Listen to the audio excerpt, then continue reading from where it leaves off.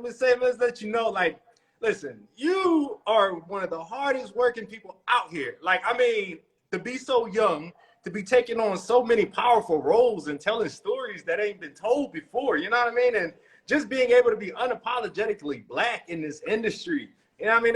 That means so much to a lot of other creatives who are just working all the time. You know, you inspire us all. Thank you so much. Thank you so much. It means the world to me. You know, for me, it's like I've just been doing it for so long. So sometimes I don't even realize that, oh, I'm doing this or I'm doing that. I just be working. So when I get that support and my audience or my fans let me know, like, yo, we see you, we see what you've been doing, and we love you for it. It gives me the extra push to keep going. Oh yeah, no. You're inspiring a whole like generation. You don't even know. You don't even know. Like you got the nickname Keke Palmer. You feel what I'm saying? Like yeah, that name right there. I feel like that name has just given me even more jobs. So I thank y'all for that name. And you're not turning any of them down, and now you're taking on. Well, you're not taking on music because you've always done music, but now you're reintroducing us, you know, back to a song that you did off your first album. Like, what's up? Yes. Tell me. Well, you know, so I'm gearing up for my new project, which is titled Big Boss. And I'm very excited to give that to you guys. So I'm just like finishing up the edits and making sure everything is perfect. But obviously, there's a lot of things that I wanted to introduce you guys to or lead up to that. So for me, it's been about kind of going down memory lane, and Bottoms Up for me was always one of the biggest. It was like one of my biggest records that never really kind of got its flowers. Like my audience would always be like, yo, Keke, we love Bottoms Up. Bottoms Up is our song. But Bottoms Up never had a video. It was just kind of like this little sleeper hit type record on the first album. Yeah. So in getting ready to deliver the Big Boss kind of film musical narrative, I was like, you know what, we need to go back and get Bottoms Up. And it was great. Yeah, you know when I heard it, I was like bossy. I was like, wait, it was so nostalgic. I was like, wait, this sounds like, I mean, so for me, I heard it sound familiar, but when I heard it, I was like, I put two and two together, and I thought it was brilliant to be able to reach back into your catalog and bring something to the forefront. Come on, catalog, reach back. And that's the true T-Love. It's the catalog reach back. Okay, I'm bossy, but I keep it cute. Miss Girl had already let y'all know what she was gonna be doing. She was here to stay. Listen, you probably didn't know this, but in Atlanta, they played your song Bossy so much, like at the strip clubs, all over the radio. So it was pretty big to us, you know, even like, so, I mean, keeping up with the music career, we've been waiting. You feel me? Oh, my God. I mean, well, in Atlanta, that's where, like, for me, I got the opportunity to work with so many great people. I mean, even when we think about the Lauren EP that I dropped, that was all executive produced by Sean Garrett, who's obviously in Atlanta and made some of his greatest hits there. Yeah. He's so well respected as a writer, as an artist. And so I had a great opportunity with Lauren EP and a great experience. And then I went back to Atlanta and I actually kind of lived there for a while. Lived there for about 2 years, and I started working with Tasha Couture, who's an incredible producer, writer. I know Tasha. Yeah, Tasha, she's incredible. And so, you know, she's a Virgo, I'm a Virgo. Then I got cool with Alex, who's a Virgo, and then Queso, who's a Virgo. And we all just kind of was like Virgoing out in the damn studio. And that's how we started to write what became Virgo Tendencies Part 1 and Virgo Tendencies Part 2, which is where we developed the song Bossy. But I had the idea where I was working on Star. Yeah, you know, that's where I seen it. Yeah, I was working on Star. I was like, y'all, Bossy would be perfect for Star. I got a character on Star. My fans love when I get, like, you know, throughout my career, anytime I've done movie with music or music in a movie, my fans have always been like, yo, we love this, from Rags to so on and so on, Jump In, all of it. And so I was like, you know what, this is going to be dope. Let's do Bossy, you know, for Star. And then so, you know, we did it in Atlanta. And so I had so much love in the city when we did that song. Yeah, it's a little different here. We love our people here. We love our people. Loves too, like, wham. Yeah, that's true. Yeah, listen, I used to be in the strip clubs a lot when they used to come on, so I already know the reaction to it. Yeah. But I'm so glad, like, I mean, it's been a minute since you dropped something, and I mean, even if this is a remake of, you know, the original, I think it's still great to see you back in that light because you stay working, so people was like, we wasn't sure we was ever going to get anything from you on the music side, for real. I know, when it comes to the music, it always, my friends are like, damn, Keke, what's good? And I'm like, man, when I get into these movies or I get into this hosting, I always got to put 100% in each category. And so when I was doing Virgo Tendencies Part 1, Part 2, you know, I was kind of, my acting was kind of like on the back burner. I had just did Berlin Station, and I had all this time to really focus on the music. And then I was focused on the music a lot during the pandemic because I couldn't do anything traditional. So I was able to get a lot of my music stuff done. But, you know, as a multi-hyphenate, it's like you got to always kind of juggle it. But, you know, I'm happy and excited that my fans got to see Bottoms Up. And I'm excited because there's so much more in store. Like, if y'all knew everything that I was cooking up, I'm just like so excited. Now that's dope, and the visuals was fire. Like, anybody you want to shout out, who hooked that up? That was hard. So here's the great thing about it is, so, you know, I started my music career when I was like 12 years old or so. And one of my main street team leaders, Lawrence Murray, he has remained a part of my career since I was 12, both for like 11 and 12 years old. He continued to be a part of my career to the point where he literally works on the team. So he has been gone from being a graphic designer to being a digital manager to, you know, creating video treatments and now directing. And so he's been very integral in my career, not even just as a gifted talent, but also as somebody that has been a fan and knows, like, you know, he's able to see me more objectively. And so for us to get to do the Bottoms Up video, it was just too crazy. He did a fabulous job. So shout out to Lawrence Murray. Hey, shout him out, y'all. We gonna run that up anyway. I already got it in my head. Like, yeah, I mean, I'm going do the thing. Because I mean, it's well deserved. I mean, nobody worked harder. You know what I mean? And I wanted to ask. I mean, what for as far as the project, what you got coming? When is that coming? Like, timeline wise? So it's gonna come this year. Hoping to get it out this summer. I literally just got off the call right before I. Now you gotta give us something this summer now. I do. And so it's Boss. And the project is produced by Tricky Stewart. So I'm very It's pretty much a narrative. Like, I pretty much wrote and directed my first project, which is Big Boss. So I pretty much tell the tale of my music career through the music and through, you know, different, like, some of its videos and some, but a lot of it is really just an actual narrative, like an actual story of my life loosely, with the music follows. And so I'm really excited about it. It was a big thing for me because I also, you know, financed the whole thing, you know, for me, since is the way. I mean, since doing Virgo Tendencies Part 1 and Part 2, that's how I've been moving. I've been doing everything independent. And so I've been thankful and blessed that I have the ability to do that, because as we know, all things cost. So ain't nothing for free out here. Honey, this was a huge investment, but it was well. Yeah. So I'm excited for that. Like I said, I did it with Tricky Stewart in Atlanta. I'm very happy about the music, and I'm excited for you guys to see the visuals. You know, this project is very near and dear to my heart, and it's the first project I've ever written. Hey, and we gotta shout out to that, because people don't know how much go into, like, the record business and how many splits and all that gotta go. So the fact that you're writing this, you keep it all in house.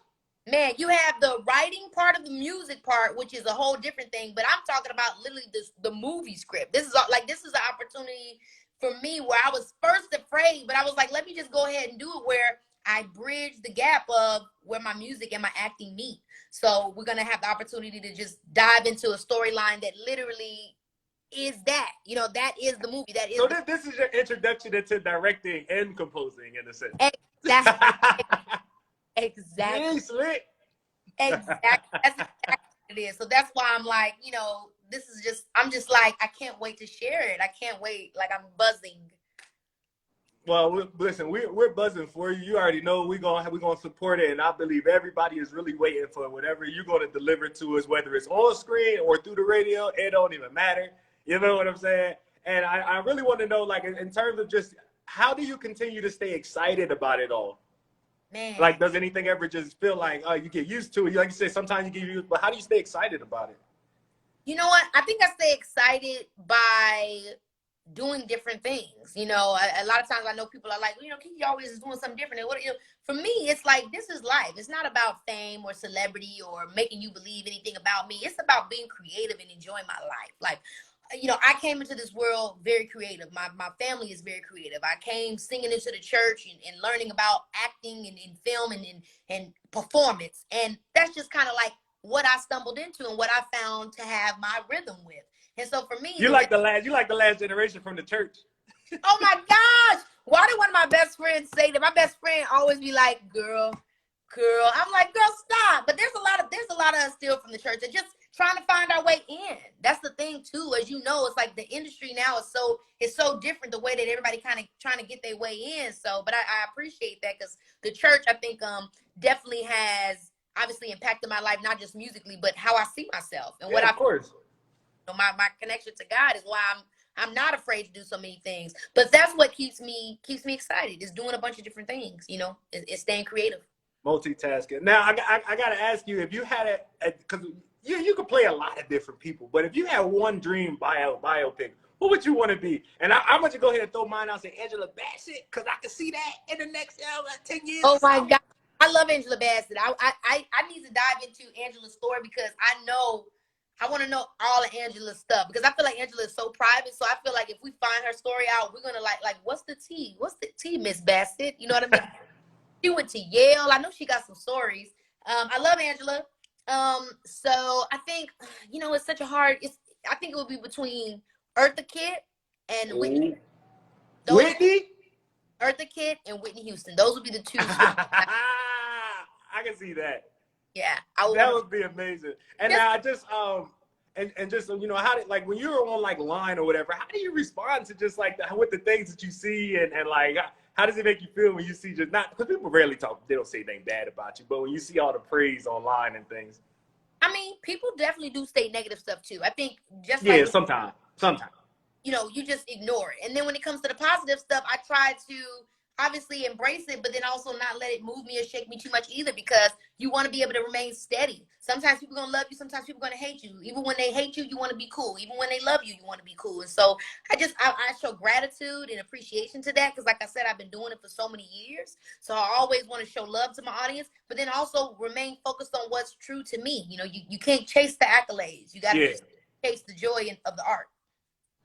Man, that's what I'm saying. Like I feel like we all kind of see that too. Like, I feel like you're very transparent with how you are. I feel like you maybe a little more Keke in front of the screen, but behind the screen, I think it's too different. Yes. And by the way, everybody in the comments talking about some, yes, Whitney. Hey, y'all. Thank you for the love, guys. Because we all see it for you. You know what I mean? Like, you the leader of the generation right now. We was mad we took you off the talk show and all that happened, because we was like, what? That was the best thing we had as millennials. For real. Oh, my gosh. What more of that's coming? Your girl is always hosting. I love Michael. I love it. All my family over at ABC, they still cutting checks and showing love. So it's always a good thing, and it's great when you get the opportunity to switch gears. Like I said, I'm always trying to bounce in and out. Now, I'm going to go ahead and list a couple of these things that you're involved in right now. You're on Legendary. You're in the new Buzz Lightyear movie. The Aziz Ansari new movie? Aziz Ansari. Okay, I'm sorry. Human Resources, Alice the movie, that just came out. The new Proud Family, Jordan Peele, and Big Mouth. What you got going on? What you got going on, like? I mean, when you said all that, I got tired again. But you know what's so crazy, that all these things happen simultaneously. They be happening simultaneously. So it's like one, it's just kind of like, and this is the thing about entertainment. We out of a job until we got a job. So it's like, it's like, damn, Keke working so many jobs, but it's like, it's all my job, because if I don't book a gig, then I ain't got a gig. So it's like, that's how I see it. And for me, it's all about, Kevin Hart spoke about this, and a lot of people speak about this, but you don't want to be a work for hire for the rest of your life. You want to be able to provide opportunities to others. You want to be able to take the capital that you've been given and branch it out. That's why I love what you do. Like, I love your page. I love what you do. And I'm always looking to collaborate with people like yourself and support your voice, because you're also doing something for the generation and for the community. You're telling our stories. You're keeping our stories alive. You're keeping like the history of our stories alive. I love the post you did about Maya not too long ago. Those things are important to me. And I want to be in a position to be that, that person. I want to be, like the guy that created BET. I want to be like Tyler. Damn. I don't like all them flowers. I can't do all that. But I want to be like, I want to be like that and be able to, encourage and uplift voices like yourself and others. Like I appreciate that. I appreciate that. It means so much. It means a lot coming from anybody, but it means so much coming from you. Oh, man. Now, I want to just piggyback a little bit off of just you saying that this is why you do this, and this is one of the reasons why you decided to move back into music was because it could create that extra source of like income and be able to opportunity. Yeah, I mean, I think being in a position to be in a position of ownership is always the goal, because when you work for hire, it's kind of like there's only so much you can go. It's like if you're working in a corporate company that doesn't allow you to evolve or excel and get into higher positions, then what are you really able to do? You're never ever going to be able to be in a position to reach back. And so I look at people like Queen Latifah, I look at Tyler Perry, I look at Ice Cube, different people that have created avenues for other people such as myself.